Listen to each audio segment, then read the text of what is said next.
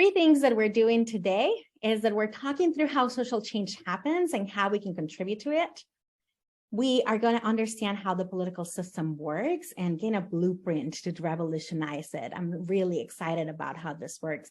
And then we're going to give a little bit of practices for how we stay engaged for the long haul. We know that this work can be so tiring, and my hope is that we have a few strategies to help us not burn out. How do we follow the arch of justice to the very end and stay with it? So that's what we're doing today. So let's get started. Join me in saying this. Ain't no power like the power of the people, because the power of the people don't stop. Ain't no power like the power of the people, because the power of the people don't stop.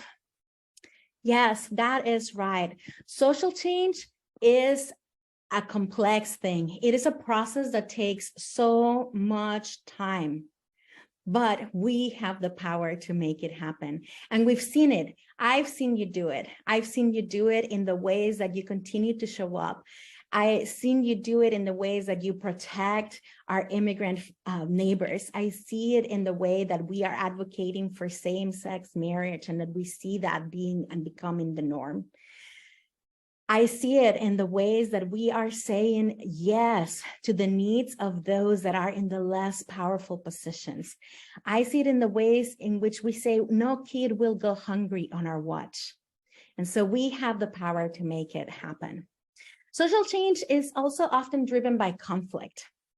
You know how this happens. We realize that there are things that are not working for some of us. And so it takes conflict to make things happen, because power does not give power without struggle. We know that is the case.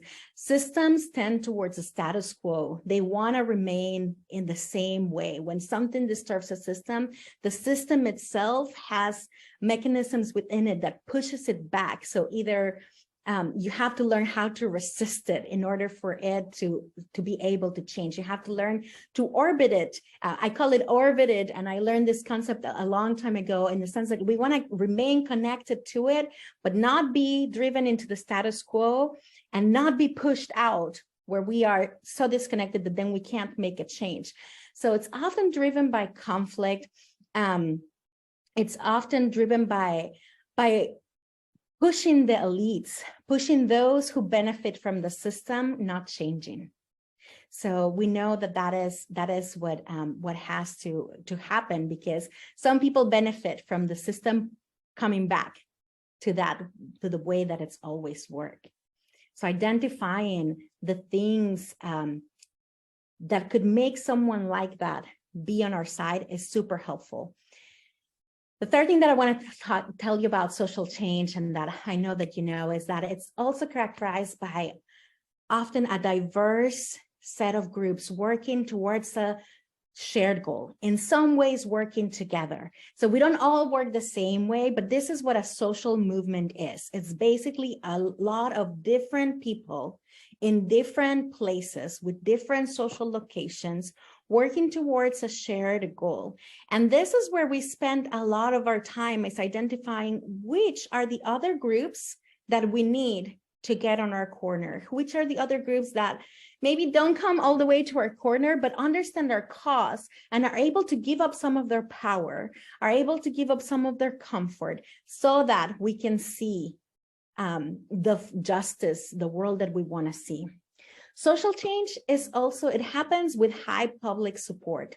So a lot of what we do is garner that support. A lot of the work that you'll do as you join Sojo Action, as you follow us, is seeking, like, where else do we need public support for these? Where else? And how can we also help those that are already with us become more public about that? Be out there with their voices. So it's characterized by that. And it's also characterized by political power. How do we elect leaders that represent this interest? How do we negotiate with them so that they have they keep our priorities in mind? And then how do we hold them accountable to those things that we have negotiated? And then if they don't, how do we fire them and say, we need new leaders that do keep in mind these things. And we fire them by voting in other people, right? By looking for those that are there. So we do those things with political power as well. And social change requires that. It requires that we have this broad, diverse coalition, all these points working together. It is complex, but we have power to do that. And we do that until these processes set a new normal, until they set a new way of living. You know, we live in a time today where we look at children and we think of children as people. There was a time where we didn't think of children as people, where children had no rights, where children were just thought of as property or as just other existing creatures. But today, children have rights. Today, that is the norm, that we want to seek the welfare of our children. And in fact, today, there's a lot of thought around how to measure the goodness of a society, how to measure their moral character. And it is by the way that it treats its children. And that happened because there was a lot of these aspects working together. A lot of this conflict that happened, a lot of building coalitions, having diverse groups that could just agree on, like, children are people, and then having public support for that and beginning to build the mechanisms to make sure that children are protected as people and setting the new normal. At Such Action, we're working for a new normal. Like we always talk about, the new normal has to be a place where no one is afraid and every need is met. We work towards having a place where everyone feels safe, where everyone can thrive and has access to their highest potential, and where all those obstacles are removed. And we particularly do that in specific areas like economic justice. We do that in democracy and voting, because we know we need everyone at the table, that we can only make decisions together if every vote counts and every voice counts. We do that through immigrant justice. We know that we need to protect those who are coming from other places that are being driven by causes that are not under their control, and that are also being driven by seeking opportunities for their families in here. And we do that too at Sojourners by looking at how do we build peace together? How do we do things in peace? And so we want to set this new normal together. And this is a little bit of what we believe about social change. What I want you to do now is to think through your own, what do you dream was a new normal? What does your new normal include? So I'm going to give you a few minutes to think through these, to think through, what do you dream was your new normal? What does a new normal look like for you? If for us, and for me, it has been this, like, no one is afraid and every need is met. What does that exactly look like? I know that for me, it means our society is accessible. It means that no disabled person will be turned away from a voting place. They will not be turned away from a restaurant. They will have the way to get there. My new normal, where no one is afraid and every needs are supplied, it means immigrants are able to feed their children, to have a just home, and have the ability to pursue their dreams and goals. The new normal for me, in keeping with this, no one is afraid and every need is supplied, it includes racial justice. It includes seeing the lives of everyone left up, but particularly seeing the lives of Black women, Black children lifted up and protected. It means that they are able to walk freely in the streets, that they don't have to fear for their lives. It means that our society keeps an eye on each other, that we protect each other, that we are working towards. That's my new normal. So then I want you to think about, what unlikely groups do you need support from? Who is it that if you had their support, you could really make a change? Do you need more support in the public schools? Do you need more support in the government arenas? Are there people of faith that should be involved in this? What are these unlikely groups that you need support to build that new normal? And the second part of that question is, how can you get those who are with you to be more vocal about the causes that you care about this new normal? There are other people who dream of that new normal again. Also, how do you get them to be there? And the last thing that I have is what scares you the most about this plan. So I'm going to time us, and literally I'm going to give us 5 minutes to think through these. Just come through what comes first to your mind. This is not your dissertation. We're just going to get like your instincts, your intuition, because we need that, because the social movement needs those intuitions. So I'm going to give you some time to connect with those intuitions in these 3 things. We're not going to share them. I'm going to ask you to hold those, because we're going to come back to these at the end of our time. So just for now, you're not going to publicly share there, so don't be scared about what you write.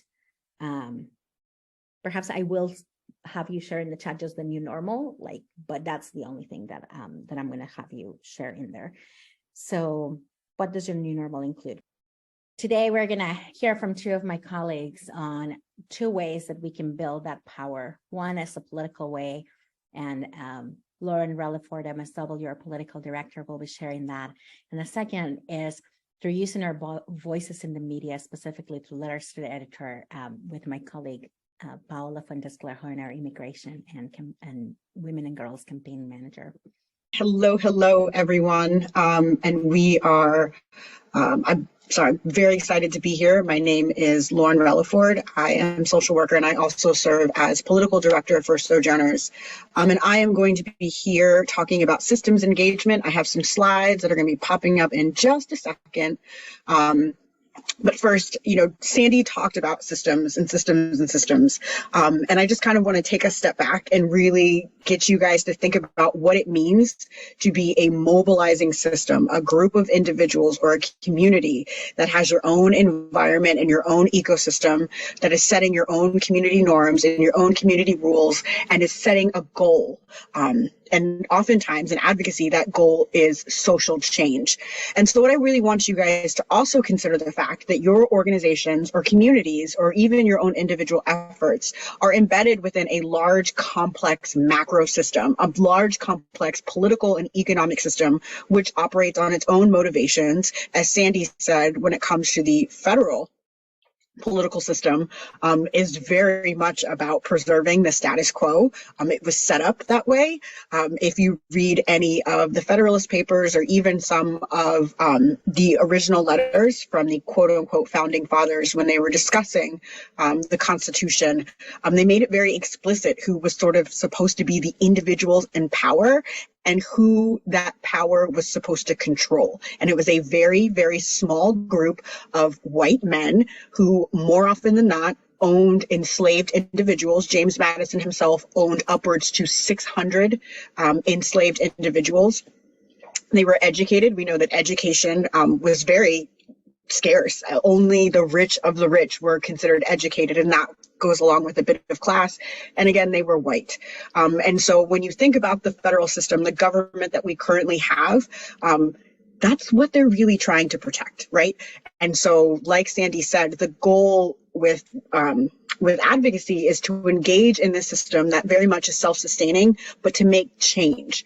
Unfortunately, at the federal level, that change tends to be incremental. And so I do just want to kind of give an asterisk and say that state and local advocacy is equally, if not more so important than advocacy at the federal level, because oftentimes the federal government is responsive to what is happening on the states. And so we're going to get into a bit of problem setting, problem definition and agenda setting. But I just want you also to think about ways in which you can take some of these and not just apply them to federal advocacy, but you can also think about how you can use some of these strategies to influence your state and local governments. Power. So again, when you are an advocacy system, kind of think of a Venn diagram, right? And this is all about power sharing and the influence of power. I want to table set this conversation by basically defining how we should be using our power, any kind of power. And this is one of my favorite scripture verses. It's Proverbs 3:27, and this is the NIRV version, so it may differ. But essentially it says, "Do not withhold good from those whom it is due, when it is in your power to act." And unfortunately, we know that there are a lot of members of Congress who have outsized amount of power, and sometimes may say, we need to balance out generosity with some practicality because we can't really help people all the way, which is kind of an anathema to at least Christian theology, right? Because God asks us to be incredibly generous individuals and to give all we can without really asking. And so I want you guys to think about the three different types of power. And what I'm going to do is explain sort of some of the federal actors and the types of power they have. So that way you can also think, okay, when we're changing the system, who are we trying to influence and how do we get to that? So first, we're going to talk about visible power. Actually, let's take a step back. Let's actually define power, because I think we've talked a lot about it and there's tons of definitions for power. But within this context, what I'm really talking about is a degree of control over material, human, intellectual, and financial resources exercised by different sections of the society. So that is essentially what our federal government has control over. The ability to share in abundance or share maybe just a little bit of bite materials, resources. That means healthcare. That means a just immigration system. That means protections for women and girls. That actually means protections for all genders. There's a variety of ways in which the government has power over various sectors. And some of those sectors, for example, defense, tend to have a lot more influence because they have a lot more power, because they have a lot more money. So they can change the minds, if you will. Certainly not the hearts, because some of those may be absent, change the minds of members of Congress to make them share resources with them so that way their environments are very robust and very healthy. If you work in a social justice space, oftentimes you can kind of think about the way in which we are given power, or at least the way in which we are given resources, as a crabs in a bucket mentality.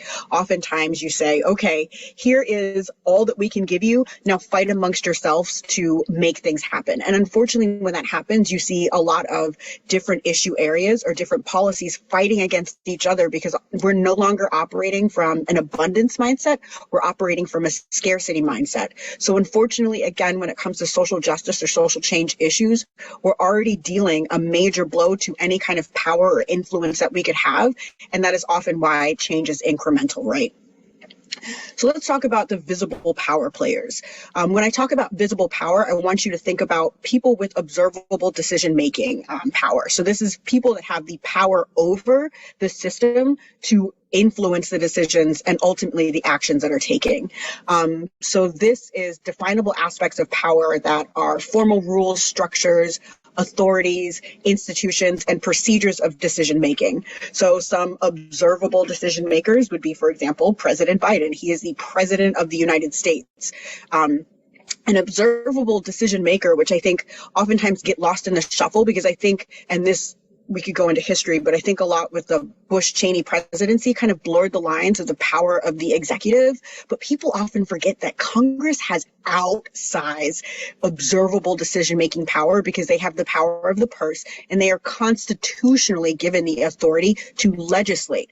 So a good example is student loan debt forgiveness. A lot of people were upset with the Biden administration because he could only do X, Y, Z, but the executive does not have statutory and constitutional authority to compel private companies to do something that has to deal with taxes and commerce. So again, when you think about the president, it's very important to influence the executive, but our goal really is those members of Congress, because they have the power to really make outsized, observable decisions that are going to have an impact on everyone's lives. Hidden power is characterized by the ability of certain powerful people and institutions to maintain their influence by controlling who gets to the decision-making table and what gets on the agenda. I think the term right here we can use is gatekeepers. And at least in the federal advocacy context, those gatekeepers tend to be staff. Members of Congress, there are over 3,000, maybe 4,000, 5,000 individuals that work in both the House and the Senate to staff members of Congress. And each individual staffer has a portfolio of issues. So you'll have a healthcare staffer, you will have an immigration staffer, you'll have a finance staffer, someone who is very versed in the rules and regulations of any particular industry who you meet with. And the goal is that you have hopefully been able to influence or get the attention of that staffer to the point where they will then go up to the observable decision maker and say, this is something we need to act on, so act on that. So again, when you think about reaching out to members of Congress and who kind of has the power, consider the power of the staffer, because those are the gatekeepers. That's why folks say, for example, be nice to the janitor, right? Because you never know the relationships that the janitor has, and the fact that the janitor may be the person that says, you know what, don't let this person in. Then lastly, there's invisible power. And invisible power is defined as influencing how individuals think about their place in the world. It shapes people's beliefs, sense of self, and acceptance of their own superiority or inferiority. I think the biggest power player, invisible power, is obviously the quote unquote mainstream media, because again, what the mainstream media picks up tends to shape the overall general understanding of our society. We also know that having that power can go very wrong. For example, for months, the mainstream media was talking about a red wave and instilling fear. However, if you actually looked at polling data, it didn't suggest there was going to be a red wave, but the mainstream media decided to take that narrative and run with it. And what were we talking about for months on end, right? So if you have that power, you have a lot of power to shape the narrative. A lot of us, at least in the advocacy space, tend to sit in that hidden power and invisible power structure, because again, we're trying to influence those observable decision makers. And so I'm hoping that this at least table sets some of your understanding of the players in the system and how they are shaping it. So this is my favorite talk about. So this is the theory of change. When you're thinking about how things move in the federal government, I think the assumption is that the moment you can get a large gathering of folks in a mobilizing space, then make some noise and things happen. Unfortunately, no. This theory of change, the policy windows theory, suggests that there are three streams in the policy process that create an opportunity for issues to actually get solved and or addressed. We'll say addressed because not much is getting solved, solved at least at the federal level. So you have your problems. Let's take a problem. An unjust immigration system that is broken and also unfairly disadvantages individuals from certain countries that tend to largely be Black and brown over other countries that tend to be European or Western. Then you have policies. So those are the actual solutions, the written down policies that are going to make a change to address the problem. And then the politics, and that is the human behavior side of things. So when we talk about politics, that is, I can't vote for this because it's, I'm too much in this party. And if I vote for that, it's going to signal. Politics is all about the human behavior. So when these members of Congress see that, okay, something is going on and we now have the political will to actually move on something. So something can be a problem for a really long time. Again, the immigration system. And if you don't have the appropriate policies and you don't have the political atmosphere in order to enact that, something can sit. And legislation has certainly sat for decades without being addressed. Affordable healthcare is a great example. They've been talking about reforming the healthcare system since the 70s and 80s. Hillary Clinton, when Bill Clinton was president, tried to make a push and nothing happened. And it didn't occur until 2010 when the Patient Protection and Affordable Care Act was finally passed. So in order to increase attention, at least two streams need to converge at a critical moment for a policy window to open. And that is when Congress is like, oh my gosh, we have to act.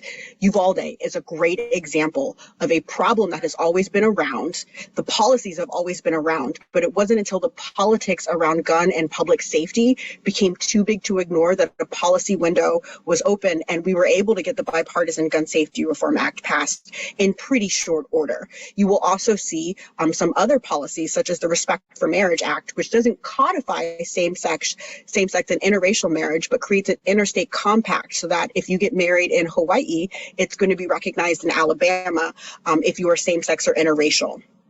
So again, and that comes obviously because the Supreme Court is signaling that they are going to basically make same-sex and interracial marriages illegal, right? And so a policy window open, folks decided to act, and that's where we are today. So next slide, and we're almost done. I talk a lot. but hopefully it's good stuff. And so this is a busy slide, but I'm going to let you sort of sit in this because the slides are going to be available. I want you to understand the policy formulation process because, again, I think people get very frustrated with the lack of responsiveness from the federal government, right? And especially when you are trying to find ways to feed your family, when your community needs access to clean water, when you have a variety of social needs that impact your health and well-being, and you need a solution now, but the federal government is very, very, very slow. And so understanding the process will hopefully get you to understand where in which a policy or a problem is, and you can have influence. So the first stage of any policy formulation process in Congress or really within any governmental entity is agenda setting. So agenda setting can occur. That's really where the invisible and hidden power actors play, because those are the folks that say, this is what the problem is, this is how it's got to be addressed, and this is essentially how our stance on that. Then you have actual policy formulation, and that's where nerds like myself go into our econ and our stats and understand how a theoretical idea is actually going to play out in our systems, the resources needed in order to create the infrastructure to implement that ultimately, and also get input, hopefully, from those that are going through the actual problem in order for that policy to be as responsive as possible to the community needs.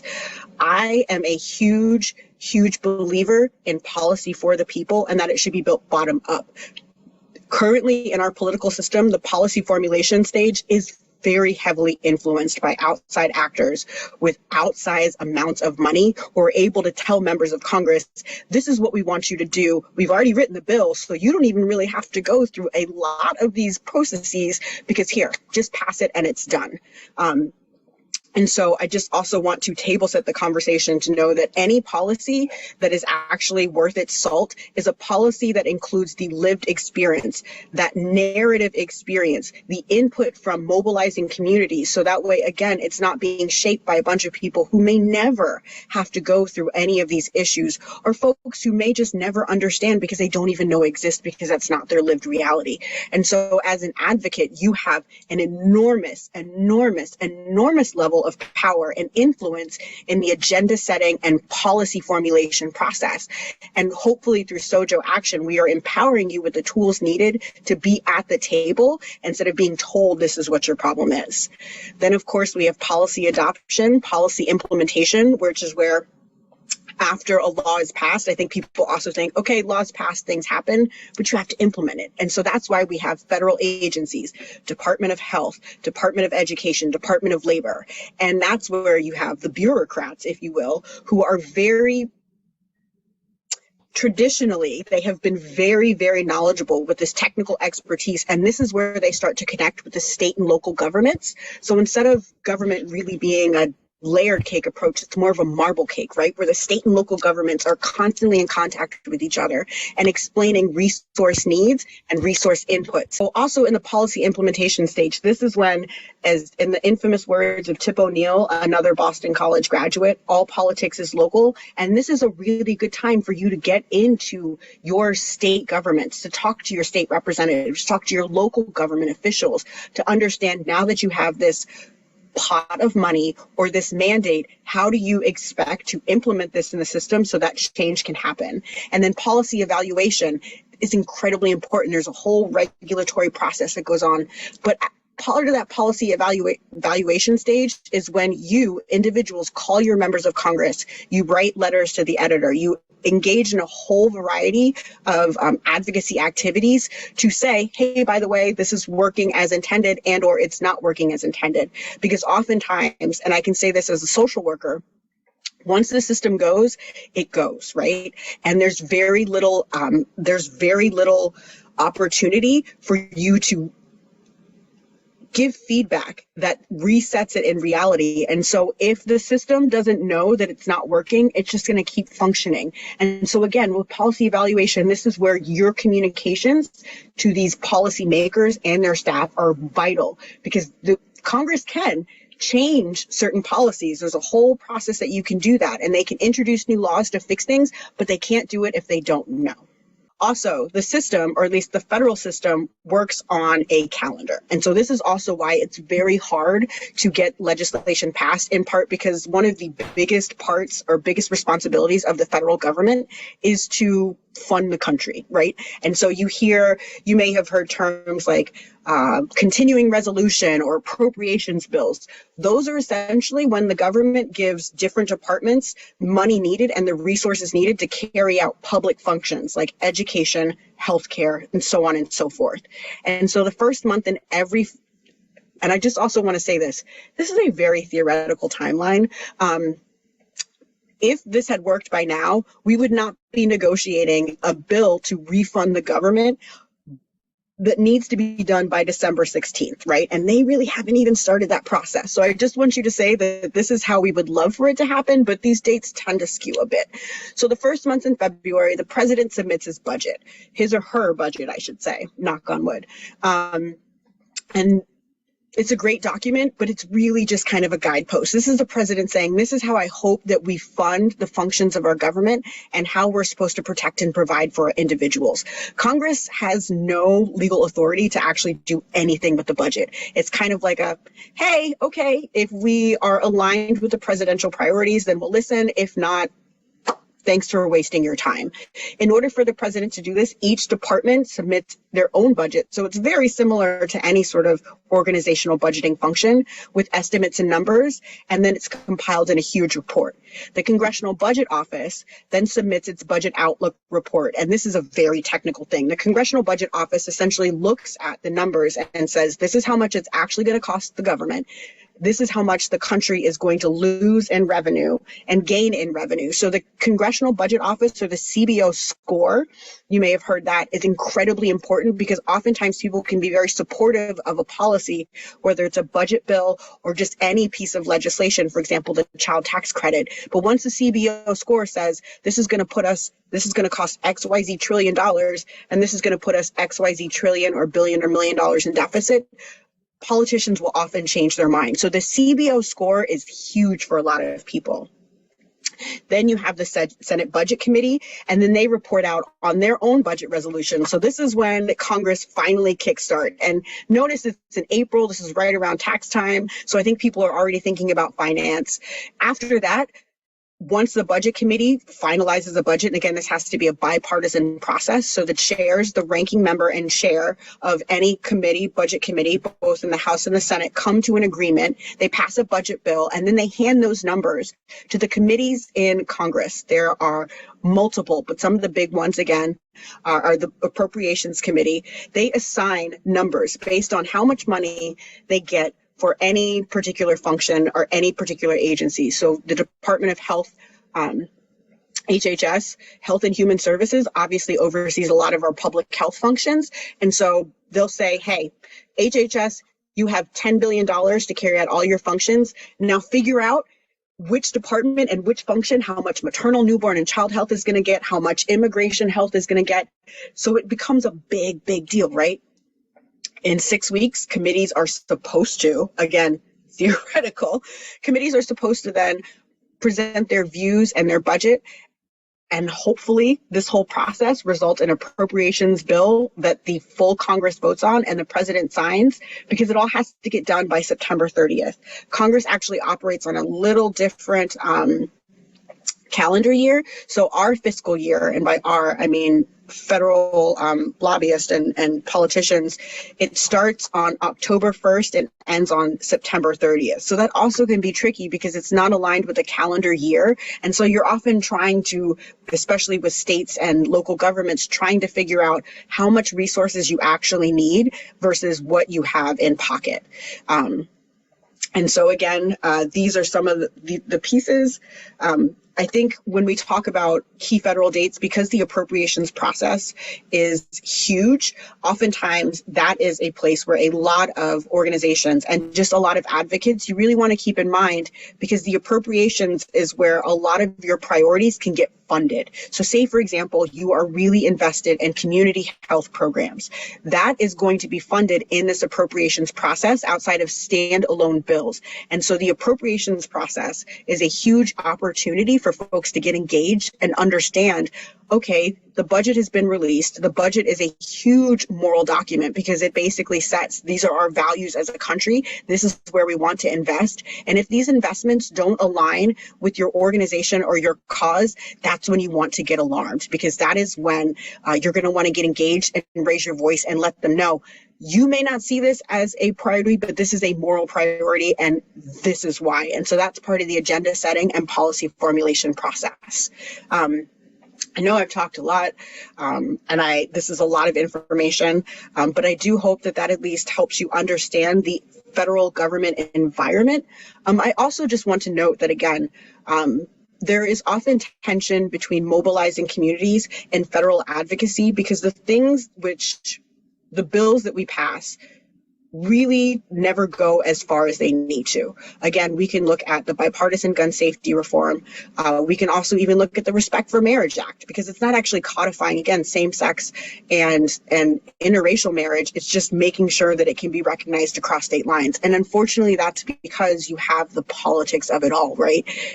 And you do, in this position, have to do a lot of moral soul searching as to what, from the community perspective, from the mobilizing perspective, is your top priority, because you know that we're working from a scarcity mindset. And so I want to say, don't be discouraged. Do not be discouraged. If you can pass a bill that at least touches or moves the needle, then that is one step forward that you were not maybe decades ago. And again, that is where the policy feedback process gets, because once that bill is passed and once it's implemented, you can go back and say, hey, by the way, this didn't meet our needs. Thanks, but no thanks. And so that's also part of the reason why the arc of the moral universe is long, right? And this work, like John Lewis said, was going on before you and was going to go on after me. My ancestors fought for voting rights. My ancestors fought to be free. My ancestors fought for education. My ancestors fought to be able to travel across state lines without getting lynched. My father had to use the Green Book and used to pay a dollar to be able to use the bathroom behind a gas station, right? And all of these things, we're seeing them. They've always been prevalent, but they're resurgent. And I think the thing that you also have to remind yourself again is that some of these things have always been bubbling in the surface, but they're resurgent. So don't be discouraged when you see white Christian nationalism popping up, because this is an opportunity for you to really dig in and fight and rely on your community members and rely on those folks who are actively trying to provide resources to sustain you, give you hope, and also be at those tables to bring you to those tables and say, no, you're not going to narrate this experience. We are going to tell you what it is. So again, I've talked a lot. I could go on for this today. As you can tell, I'm a bit of a nerd about this kind of stuff. But I really hope that this has given you at least something to chew on, and hopefully is going to help you really refine and tailor some of your mobilizing strategies based on this knowledge. So thank you so much. Thank you so much, Lo, for all of that information. And before we continue, I want to take a pause, have us take some deep breaths together and think, because we had just heard a lot of information that was like government 101. We need to know this. It's so important because this is how we change the system, but it's a lot. And so we want to take a pause, take deep breaths, and let that information sink in. And that is information that we want to share with you, because oftentimes it can seem so far away. And how are we going to create change? And thank you, Lo, for providing us with that important information. So let's take a pause now and think through some of what Lo has shared. What questions does bring up? What would you like to learn more about? And how does that fit in with your dreams that Sandy talked to us about, and making those dreams the new reality?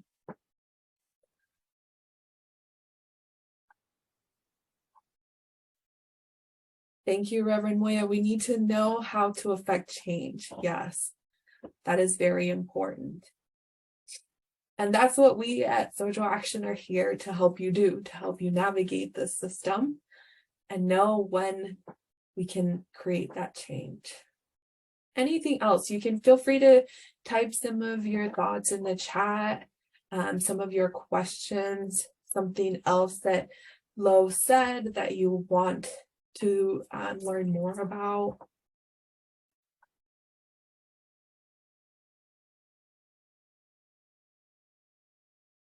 And as Lo said, these slides will be available to you afterwards, and we hope that you can keep connecting with us to keep learning more and to learn how to practically apply all of this knowledge.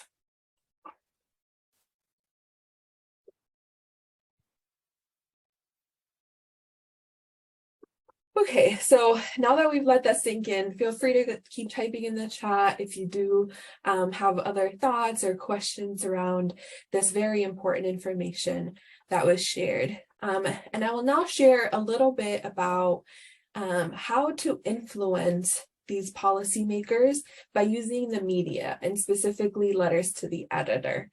And so wanted to talk a little bit about that, how that can help us influence that system, that political system that we learned about, and also help us influence our community at large, right? How do we bring others so that we can show that we have a lot of support for or against certain policies or laws, or create education and change for social justice. So a letter to the editor is one way that we can get our positions and our support for social justice issues heard by our community and by decision makers.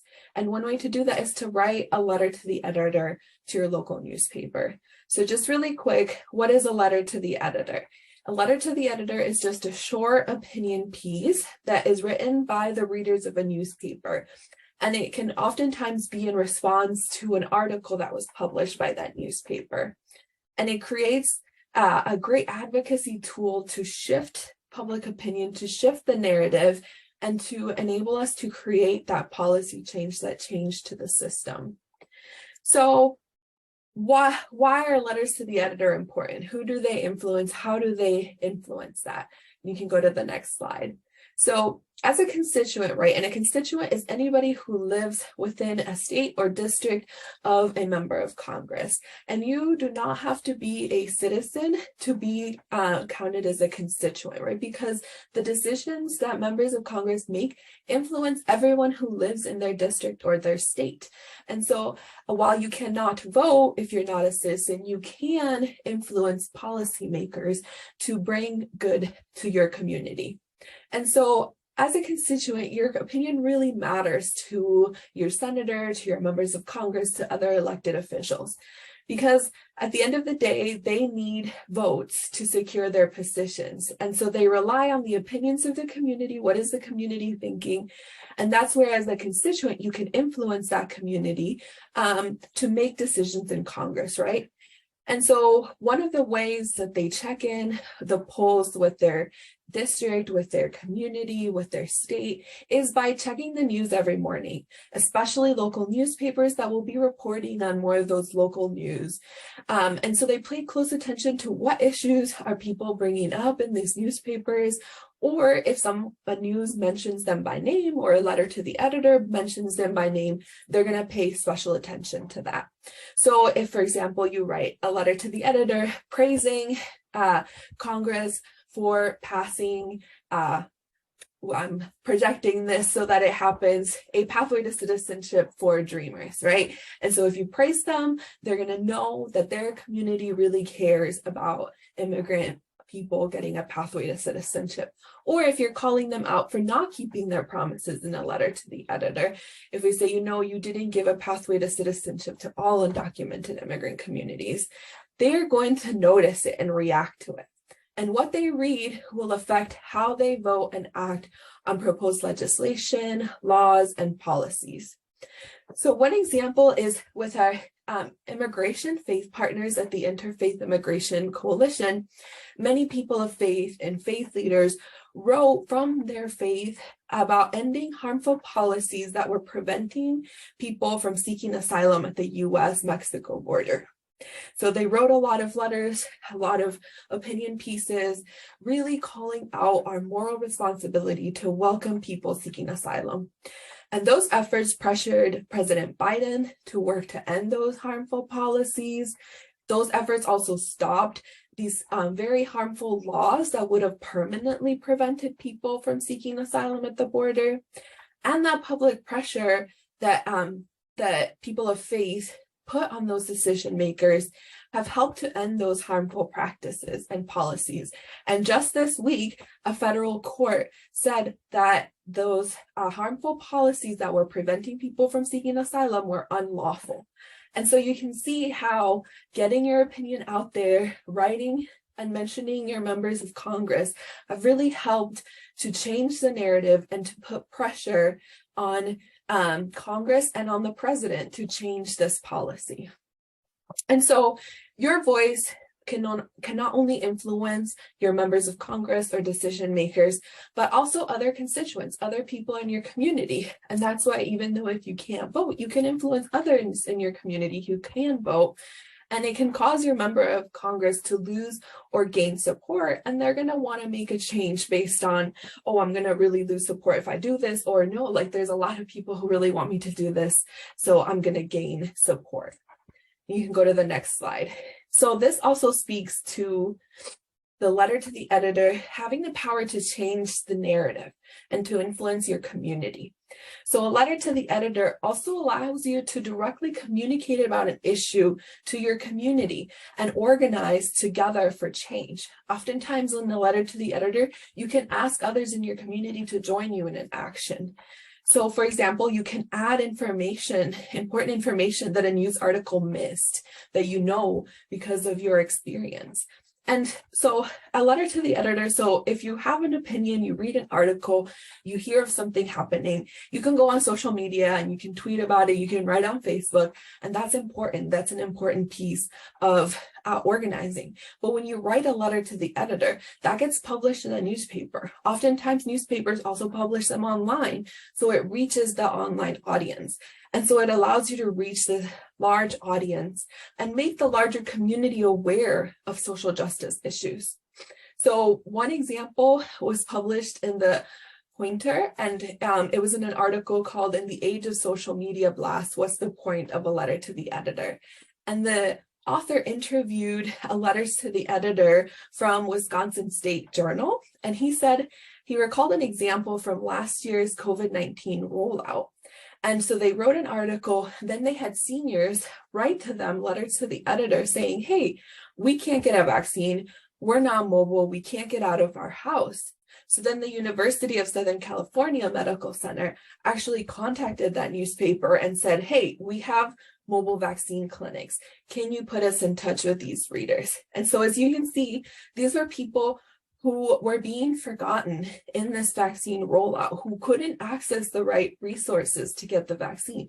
But because they wrote that letters to the editor and those were published, they were able to connect with these mobile vaccine clinics and get the help that they needed. So that's one of the ways that letters to the editor can make our community aware of these social justice issues, ask them to join us, and also amplify widespread support or opposition to a policy, to a social justice issue response. And I will end this piece of why it's so important by saying that as I was researching, good examples of letters to the editor, I also found that there are many studies that show that women and people of color write a lot less letters to the editor than white cishet men. So even though for many of the newspapers, the readership is evenly split between especially genders. And so some researchers believe that it's because women and people of color are less likely to think that they're skilled enough to write something important, or that they're not able to offer insight that other people should care about. And I know that as women and as people of color, we're advocating and organizing in other spaces. And regardless of whether or not we agree with these researchers, writing letters to the editor is such a missed opportunity for us as women, as people of color, to influence decision makers and our communities to the issues that directly impact us, that directly impact women, LGBTQ people, people of color. And so we need to take advantage of this tool and not just let this one part of our society be writing these letters to the editor that are influencing politicians, elected officials, our communities. So really quick, before we move to the next part, I just wanted to give you a 3-step process, and you can learn more about it and go more in depth in a guide that we have created for how to write a letter to the editor. And you can go to the next slide, but I wanted to just give you some place to start on writing this letters to the editor. So first step is decide what local newspaper you want to write for. So I live in Maryland, and the Baltimore Sun is the newspaper that is widely read here. So I choose the Baltimore Sun, and then I look up what are their submission guidelines for writing letters to the editor. And I figure out, how long. Usually they're between 200, 250 words, so not very long at all. Then number 2, you figure out your angle. So what are issues that are especially prevalent in your community right now? And how can you take advantage of the moment right now to get your position out there? So you can look at recent articles, and you want these to be recent articles. That's going to get you more likely to be published that pertain to your topic. So that you can appeal to the audience. Some newspapers want you to respond to an article, and you can match the tone. What is the tone of the newspaper? What are people interested in reading when they pick up the newspaper? And then number 3, actually start writing as soon as possible. As I mentioned, you want to write in response to a recent article or in response to something that recently happened that's going to catch people's attention to read your letter to the editor. And I would say number 3 is the most important step. We can know these things, we can think, we can look at an article and be like, oh, I could respond. But then we actually have to sit down and write it. And the more that we write it, the better we'll get at it, the more it will flow, the more that practice becomes just part of our advocacy routine, and actually send them to newspapers. And don't be discouraged if the first newspaper says no. Write for a different newspaper, look at their articles, and this can be a really important way to influence both decision makers and your community. And yes, it takes a little more effort than calling your member of Congress or emailing or getting on social media, but it will really help you get that position out into the community and make your issue more memorable to legislators, because then they are like, oh, this person took the time to write and submit to the newspaper, and the newspaper thought it was worthwhile to publish it, so they thought people would want to read it, and they're going to remember that. And so it can be really easy to feel intimidated, and that's why, again, as I mentioned, as Sojo Action, we're here to support you and to tell you that as a community member, as a person of faith, your perspective is extremely valuable. And so you got this. You can write that letter to the editor. Check out that guide for more tips and more detail on how to do it. Indeed. Well, we have just heard 2 beautiful masterpieces on how do we impact this political system, both through our policy formulation, like our ability to say, this is what we need to protect ourselves, and this is how we need you to give us the resources to be able to protect ourselves. And 2, through doing that in the public, in the media. So we have these 2 resources, but we promise you that we would tell you how to do it without burning out. So I know that there are some questions in the chat, and I want you to keep engaging in there because they're good. So I wanted to return back to where we started. This has been a primer on social change, and we gave you 2 tools here to do it. One is to be involved in this legislative process, and the second was the letters to the editor to be able to impact your elected officials in the issues that matter to you and your community and mobilize resources there. But there are other avenues by which we change things. Yeah, we change things with this political power. We change things too when we show up in massive demonstrations. We change things too when we repeat messages that eventually become part of what people are saying. When we say, a great example was in this past election cycle, the count every vote. That became sort of the call cry, and it became part of our imagination. We don't want elections when we don't count every vote. So we will continue to do these things because we have power to change things. Returning to that place where you started. We're trying to set new normals.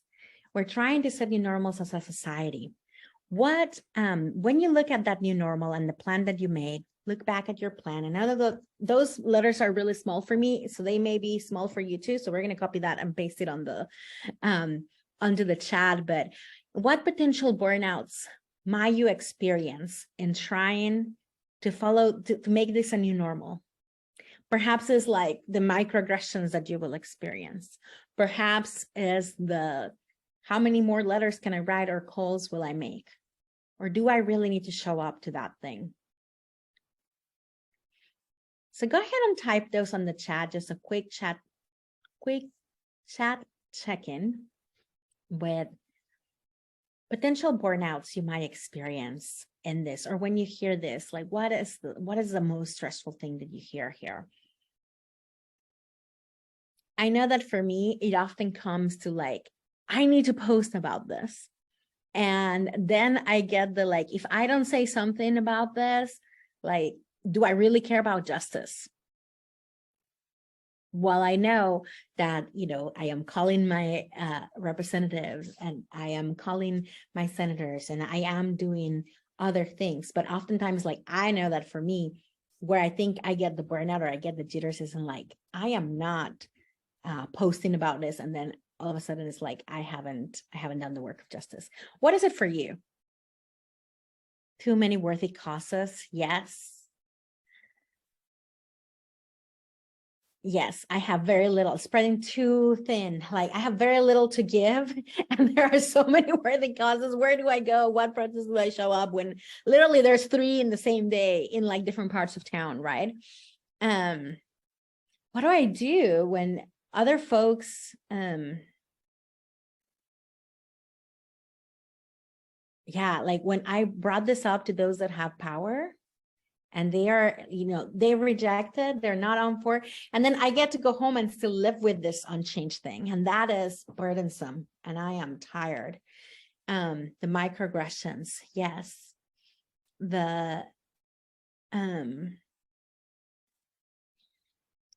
Yes, the news cycle, like can't turn it on anymore without me getting like a headache, right? Like you go to your social media and it's all over there, the amount of news that consumes us. Yeah, so thank you for all those responses, the stressful, the lack of change and checks and balances in local municipalities. To help us to have the power to survive and thrive, the first thing that comes to my mind is that there should be no shoots just once, right? Like I think oftentimes one of our burnouts is because we're often functioning in this, I should do this, I should say something, I should, but I'm inviting you to be you, to respond to that calling that is within you, and to say, I am doing this because I want to do this. Like be self-author. Don't let just the shoots, when all so many causes, everyone wants us to do something. But what is it that you can do? And what is it that only you can do that you can contribute into the movement? Are you in a particular social location that privileges you to do something that you have the ability to do? So no shoots, just once. That is the first one. It's like no shoots, just once. The second thing is not wasting too much time on friendly fires. We said that to bring social change, we need broad coalitions of people, diverse people that are in different spaces. Not everyone's going to work like we're going to work. Not everyone's going to do it the way that we do it. But we can take a different mentality when approaching people that are working in the same cause by having sort of an asset-based mentality, like having that sense of they are contributing to the movement, they are bringing they're bringing their part into this system, and not spending so much time on like, they don't do it like myself, it's like not everyone's going to be there. And we spend so much time just fighting, trying to make everyone like be exactly like us or do it the way that we think. And that drains you so much because you're having about, with Sojourners, we work with a lot of partners, right? And we can say like, so-and-so doesn't lobby like we do, or so-and-so doesn't do XYC like we do it. but we're doing it. So instead of like spending, we may rub each other the wrong way, and we will talk through that, but we're not spending too much time on those friendly fires. We're on the same team.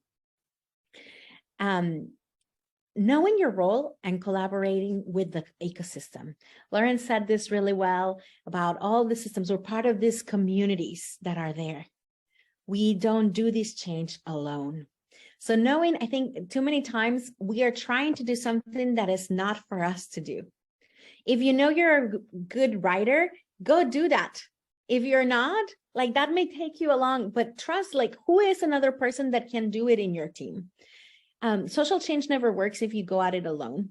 It just doesn't, because social change it's like social, right? Like it requires people. So know your role and collaborate with the ecosystem. For us that are Christians, we know that we're a body of Christ, and we need every single part to do their piece. And so trust the head, let's work with the head to do what the head can do. Work with the hand to do what the hand can do, but don't ask the hand to do what the neck can do, because the hand cannot do that. And so know that if you're a hand, you gotta function like a hand. You don't function like an egg, because you're gonna get tired. So that is the third thing that you can do. And the last thing that I'm giving you here is to make space for individual and communal celebration, joy, liberation now. Someone put here on the chat to focus on the accomplishment versus the gaps helps. And so this is exactly what we're doing. How can your movement and your community promote joy and celebration today, and not just when we get to the long term? Because if we're just, social change takes a long time. So if we just focus on like when we get this, it may be decades before we get that one thing. But when we move the needle a little bit, can we make space for celebration, for closing that cycle? So I'm just going to put those things there, those 4 things. No shoots, just ones. Not wasting time on friendly fires if we're trying to do coalition work. On knowing your roles and not trying to play a different role in the ecosystem. And on making space for individual and communal joy, rest, and liberation now.